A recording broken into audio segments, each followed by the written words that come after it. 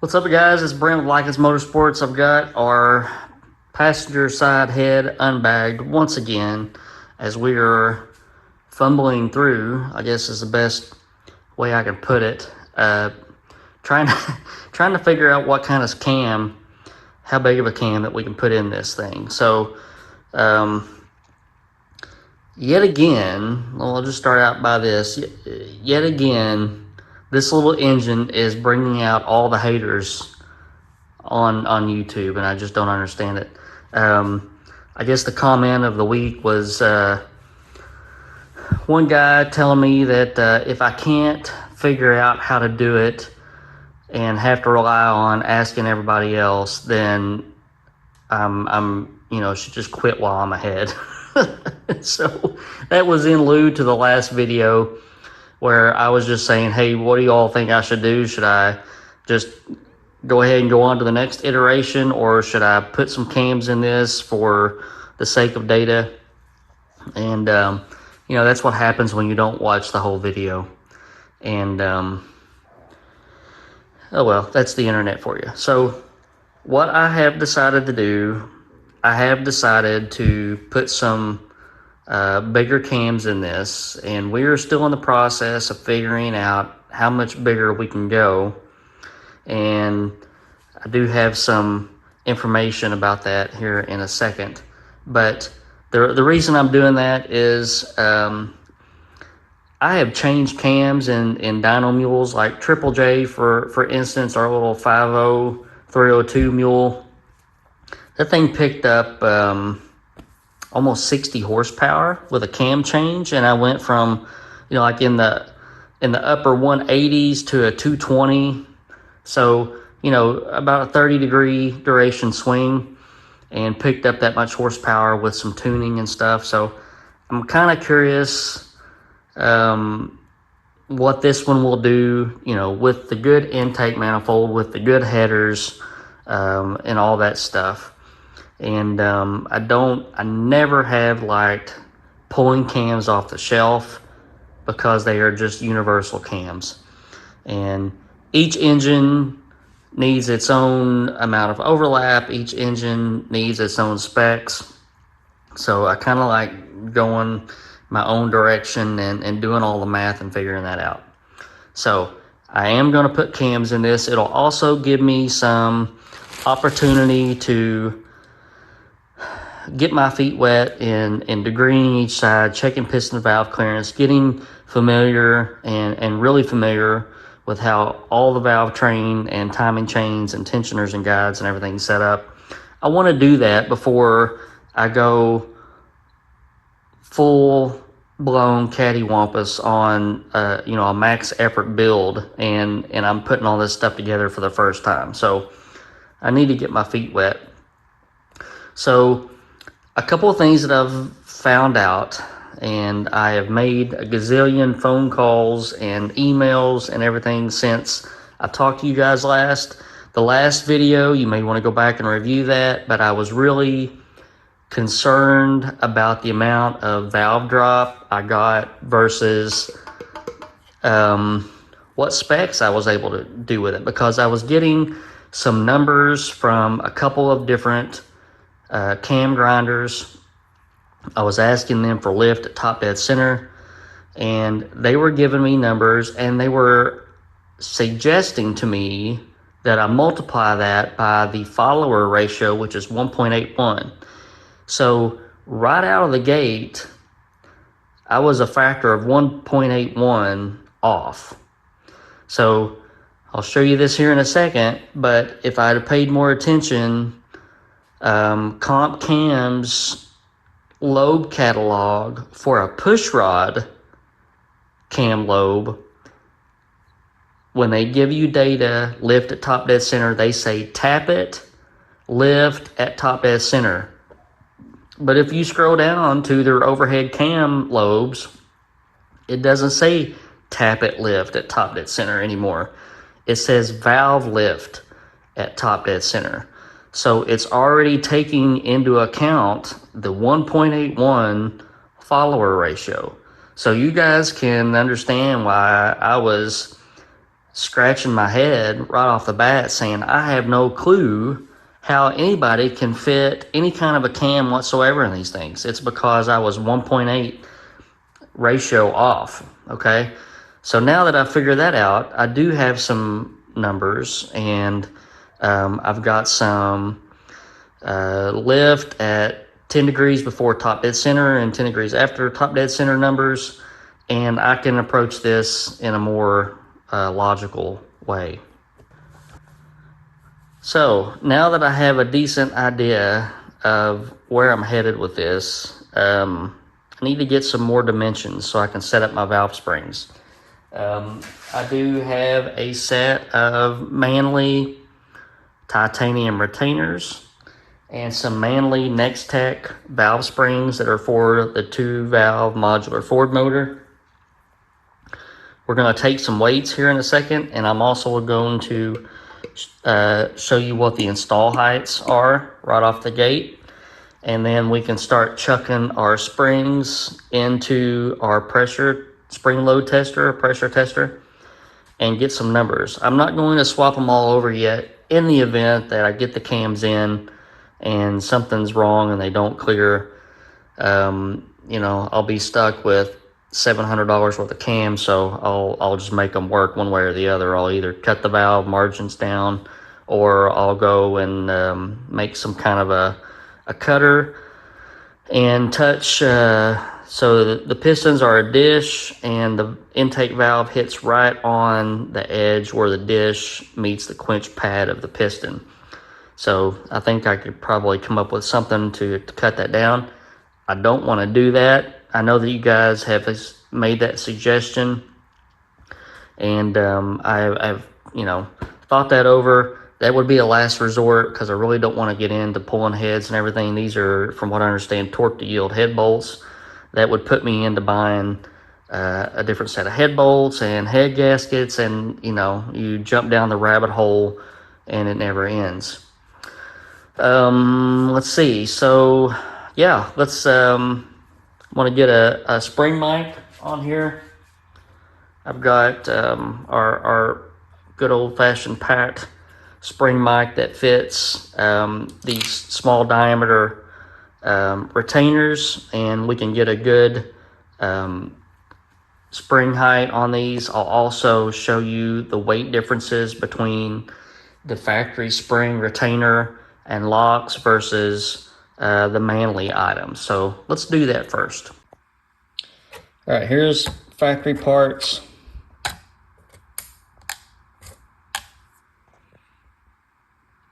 $59.2.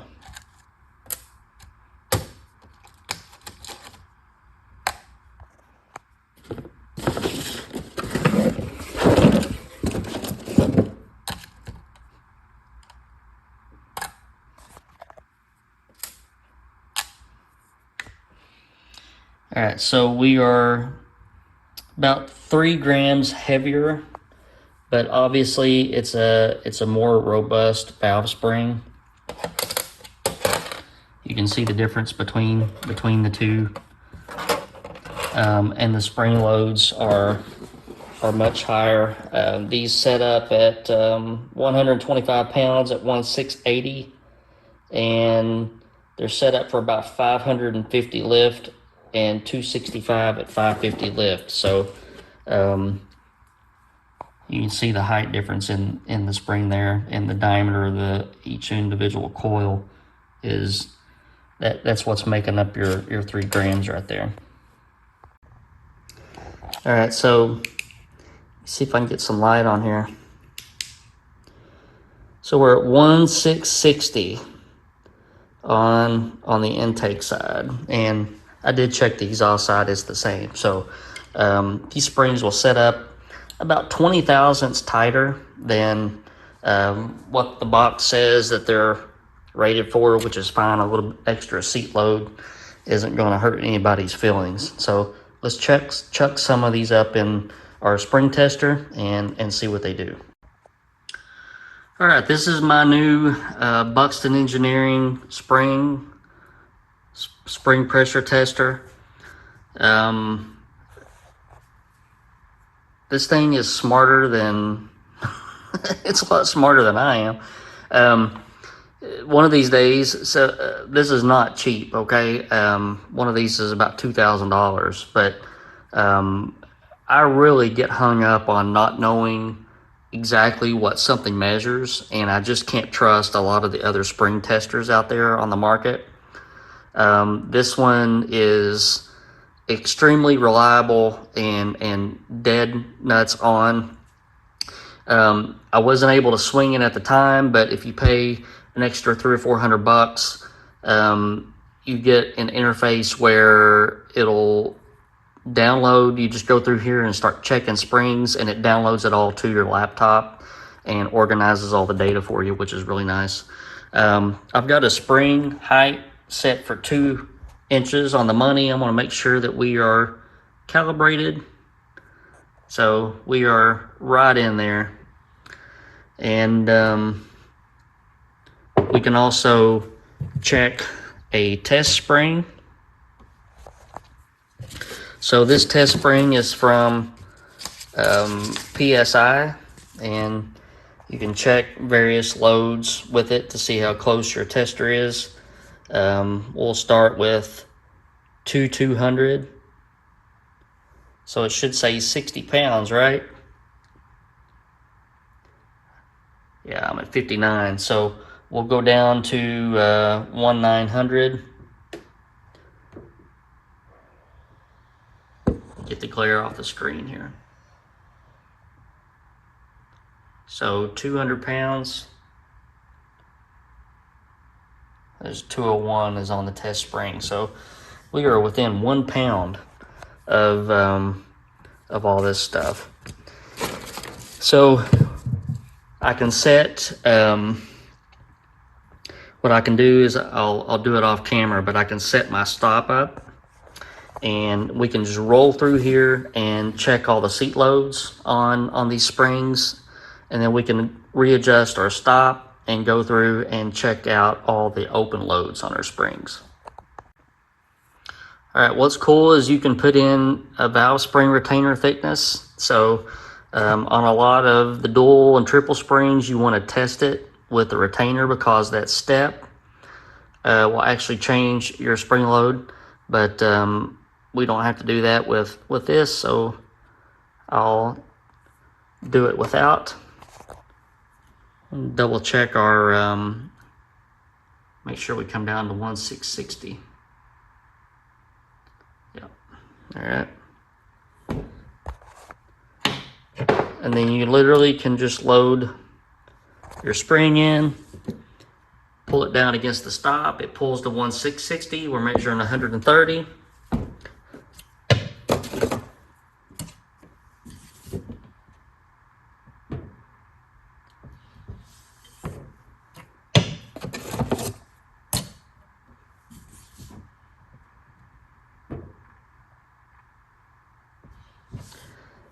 So we're within 2 or 3 pounds of each other so far.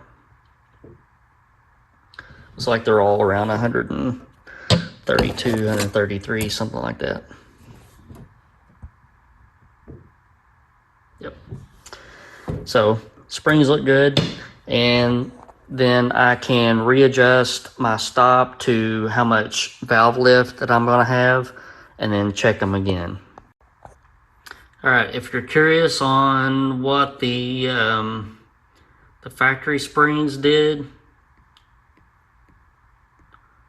we can check those. So we'll check it at 1660. So a whopping 69 pounds, and we had 500 lifts. So if we go down to 160. 158. So you can see that these aftermarket springs are just a huge improvement. All right, so that helps us formulate a little bit better of a game plan.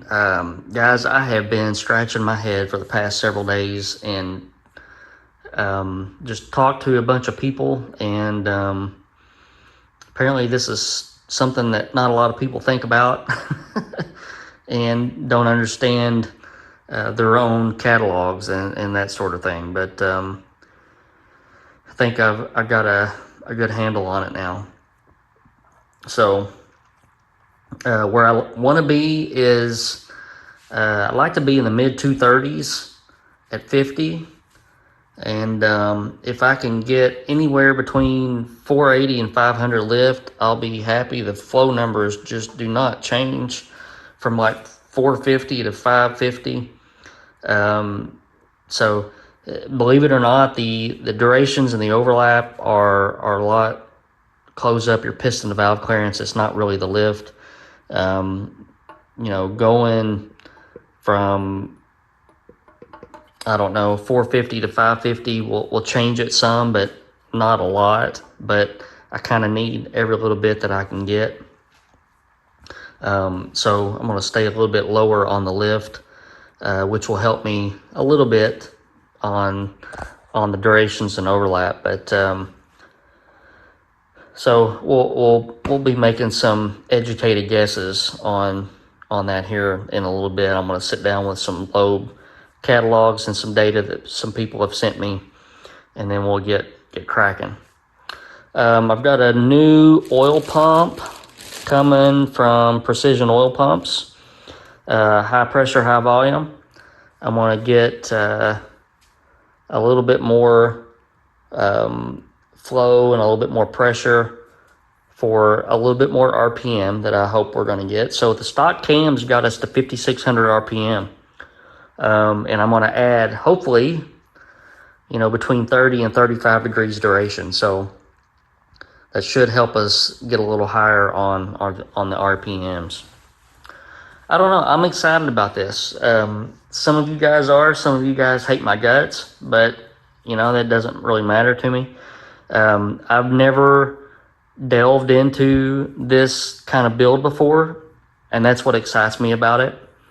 I'm kind of tired of doing 445 FEs and 347 small block Fords.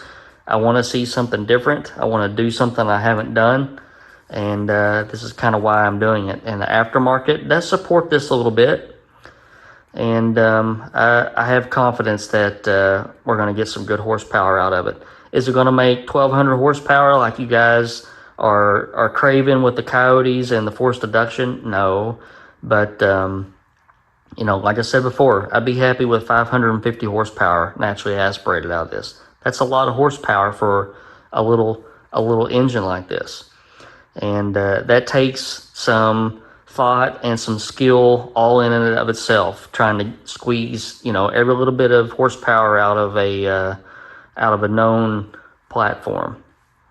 So I don't understand the fascination with 900,000, 1,200 horsepower engines on the street.